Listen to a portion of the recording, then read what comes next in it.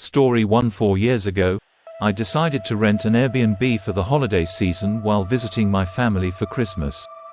I found a modest place just a few miles from their home, perfect for a week-long stay. On December 20th, I arrived at the rental around 6 p.m. The house was just as I had imagined, a typical, unremarkable home in a quiet, ordinary neighborhood. I was relieved to find everything in order and felt a sense of satisfaction with my choice. Since it was my first night and I was tired from the journey, I chose to stay in rather than go out.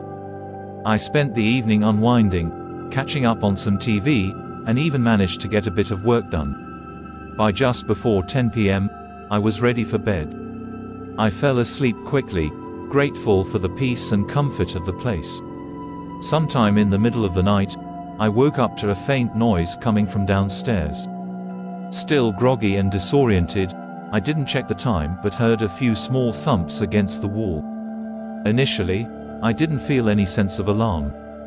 I assumed the sounds were just the house settling or perhaps the heating system kicking in. I stayed awake for only a minute before drifting back to sleep, and I don't recall waking up again until morning. When I got up the next day, I had completely forgotten about the noises from the night before. I was convinced they must have been caused by something mundane, like the air conditioning unit or the house's natural creaks. I informed my family that I had arrived safely and we arranged to have dinner at their house. The day was pleasant and uneventful as I relaxed at the Airbnb until it was time to head out. I gathered my things, grabbed my bag and keys, and walked to the front door. To my shock, when I opened it, I came face to face with a man standing right on the porch.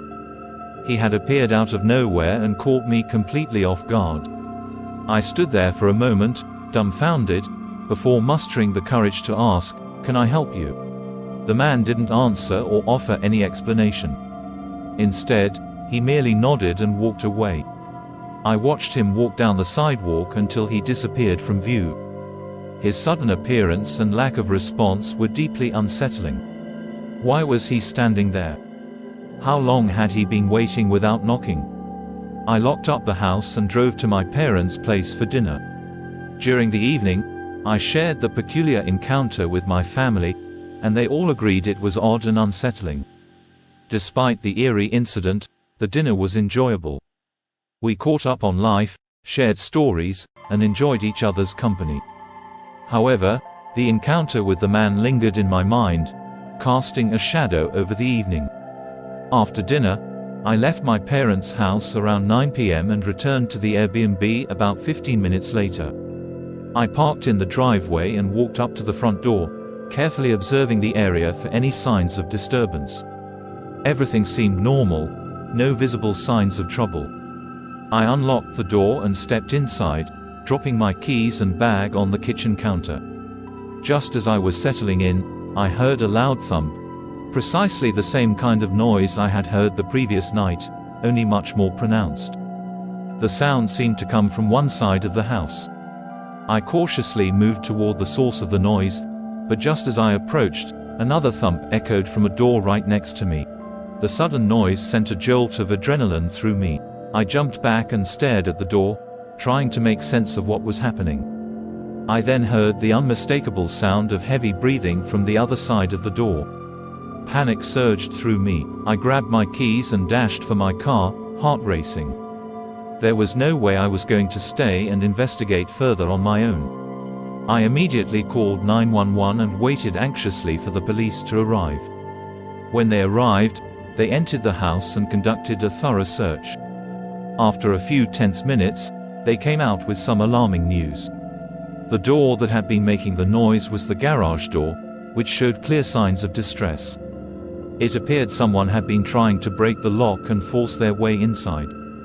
The police explained that there was a side door connected to the garage that led outside and had been left unlocked by the previous guests. I had never checked this door, as I had no intention of using the garage. It was unsettling to realize that someone had potentially been trying to break into the house while I was asleep, right below them. The police couldn't confirm if the man I had seen on the porch was the same person attempting to break in, but the connection was chilling. The thought that someone had been so close, trying to enter the house while I was completely unaware, was deeply unsettling. The motives of the intruder remained a mystery. What they intended to do once inside, we could only guess. After the police completed their investigation, I decided not to stay another night at the Airbnb. I checked into a hotel for the remainder of my visit. The unsettling events of that night haunted me, and even now, 4 years later, I can't help but think about that eerie encounter and the intruder who tried to break into the house while I slept. The memory remains a vivid reminder of how quickly a seemingly ordinary situation can turn into something frightening. Story 2. My Airbnb experience. A few weeks ago, I set out on a long-awaited trip, renting an Airbnb townhouse in a small, unfamiliar town. The trip had taken 9 hours of driving, so by the time I arrived, it was late in the evening. The townhouse was located on a street lined with similar homes, and while the exterior looked a bit worn, it was exactly as I had expected. After parking my car and hauling my luggage up to the front door, I realized I hadn't received a passcode for the entry. I texted the owner to inform them of my arrival and waited outside for a response. The quiet street was bathed in the soft glow of streetlights, making the whole area seem calm and peaceful. Moments later, a man appeared around the corner, smiling warmly.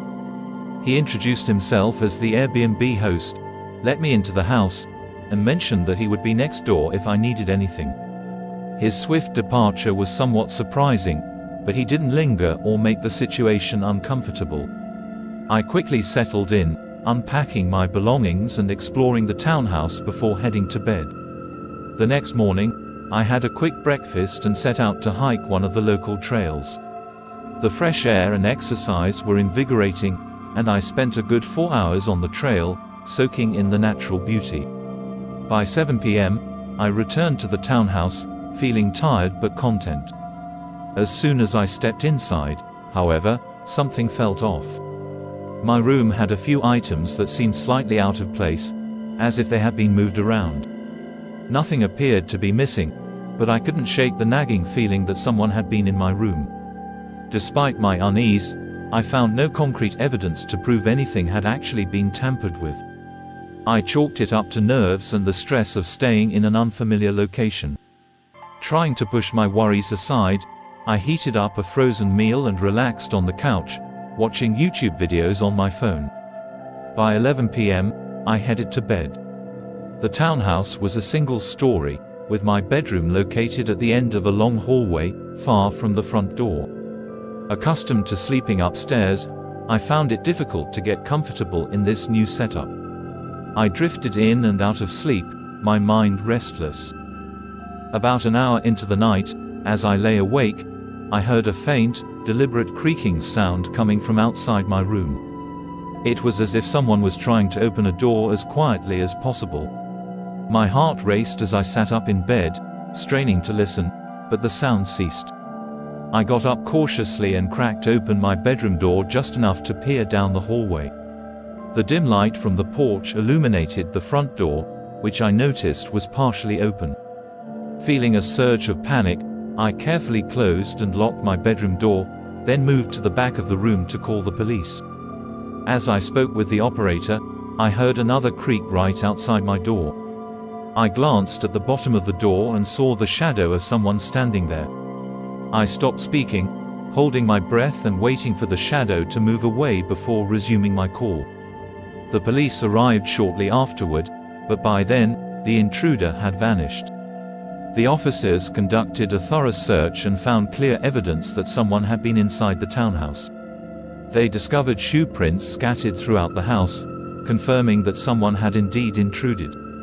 Despite my suspicion that it might have been the Airbnb host, there was no concrete evidence to link him to the intrusion. The front door had been opened without any signs of forced entry, which made it difficult to pinpoint how the person had gained access. The investigation didn't provide definitive answers about whether the intruder had been inside while I was out during the day. Nothing was stolen, and the intruder had only appeared to return once I was in the house. This led me to believe that their intentions might have been specifically related to my presence.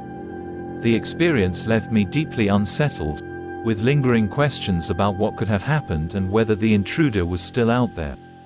In the days following the incident, I couldn't shake the haunting feeling of having been watched and the eerie realization that someone had been so close to my personal space.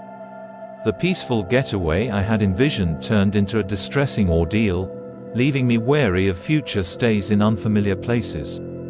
The unsettling nature of the experience has lingered in my thoughts, a reminder of the unpredictable and sometimes dangerous realities that can lurk behind the facade of a seemingly ordinary Airbnb. Story 3. Last New Year's Eve, my two best friends and I decided to forego the usual raucous celebrations and opt for a quieter, more intimate gathering. None of us were keen on the massive, crowded parties that come with the holiday season. Instead, we preferred to spend the evening in a cozy setting with just the three of us. With all of us living in cramped dorm rooms, the idea of renting a house for the night was particularly appealing. Jason, one of my best friends, took charge of booking the place and settled on an Airbnb cabin located on the outskirts of our town. The cabin was situated in a remote area, surrounded by other similar cabins spaced generously apart, which gave us the impression that we were somewhat isolated from the rest of the world. This was ideal for our purposes, as we could enjoy the night without worrying about disturbing neighbors or being disturbed ourselves. On New Year's Eve, Christian and I carpooled to the cabin, while Jason had already arrived earlier in the day. We reached the cabin around noon, and it looked just as expected, rustic and charming, with its all-wood construction and classic cabin features. The inside was modest but functional, aligning with the budget-friendly nature of our rental. We were looking forward to a relaxed day. The first few hours were spent lounging around the living room, where we talked and reminisced about old times. The atmosphere was light and carefree, the perfect setup for a laid-back evening. By 6 p.m., Christian decided to head to the local store to pick up some snacks and drinks. Jason and I stayed behind, continuing our easygoing hangout. While we were deep in conversation, we heard an unexpected knock on the front door. This was puzzling, as we were in a remote area where such knocks were unusual. I exchanged a look with Jason, both of us wondering who it could be. I approached the door cautiously and peered through the peephole. To my surprise, a man stood on the doorstep, looking rather out of place. The door had a metal latch, which I flipped over before opening the door just a crack. Normally, I would be hesitant to open the door to a stranger, but given that we were in an unfamiliar setting, I wasn't sure if this man might be connected to the property in some way, perhaps a host or maintenance person. As soon as I opened the door, the man's demeanor was off-putting. His face was stern, and his eyes conveyed a sense of anger. He spoke in a harsh, disrespectful tone, demanding that we keep the noise down and not disturb the neighborhood. His words came across as more of a threat than a polite request.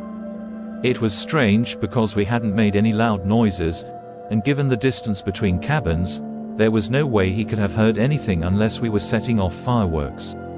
Not wanting to escalate the situation, I simply nodded and said, "Sure," before closing the door.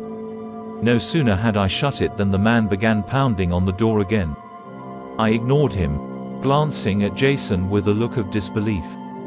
It was clear that the man was acting irrationally. After a moment, we heard him leave. When Christian returned from the store, we filled him in on the bizarre encounter.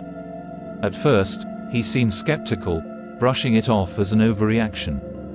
We shrugged it off, trying to focus on enjoying the rest of our evening. We watched a movie and played some games on Jason's Switch, trying to shake off the unsettling encounter. As midnight approached, we heard a sudden, loud crash outside, followed by the unmistakable sound of glass shattering. Our hearts raced as we hurried to the windows to see what had happened. To our horror, the same man from earlier was standing next to Christian's car, which now had its windshield smashed. The man was wielding a metal baseball bat and appeared to be in a frenzied state, pacing around and swinging the bat wildly. Christian, understandably furious and frightened, rushed to the door, determined to confront the intruder.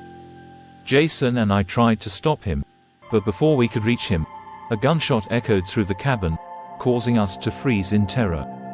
It was a moment of sheer panic as we realized the gravity of the situation. Christian, reacting quickly, sprinted back inside and slammed the door shut behind him, locking it securely. The man outside continued to fire shots, hitting the side of the cabin. We could hear the deafening noise as the bullets struck the walls. The man didn't stop there. He also started attacking the front door with his baseball bat, further intensifying the danger we were in. The situation felt surreal. One moment we were enjoying a quiet evening, and the next, we were under attack. Then, just as abruptly as it had started, the man fled. We heard the sounds of his footsteps receding into the distance. The cabin fell eerily silent, save for our ragged breaths and the pounding of our hearts. After a few tense moments, we cautiously looked outside to see that he had indeed disappeared. When the authorities arrived and conducted an investigation, it was revealed that the man was not a neighbor and had no known connection to the area. No one had any idea who he was or why he had acted so violently. It was a deeply unsettling experience, an unpredictable and dangerous encounter that could have ended very differently. In the aftermath, we were left shaken but grateful that we had escaped unscathed. The events of that night served as a stark reminder of how quickly things can turn from peaceful to perilous. We spent the rest of the night huddled together, grateful for our safety and trying to make sense of the frightening experience we had just endured.